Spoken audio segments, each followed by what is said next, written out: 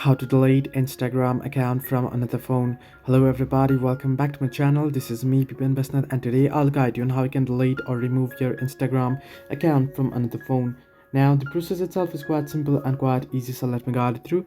First things first, what you want to do is you want to open up the Instagram application and make sure you're logged into your account. Once you're logged in, what you want to do is you want to tap on the profile icon at the bottom right corner of your screen, and once you do so, you want to tap on the three horizontal line or the hamburger icon at the top right corner, and then head into settings and privacy.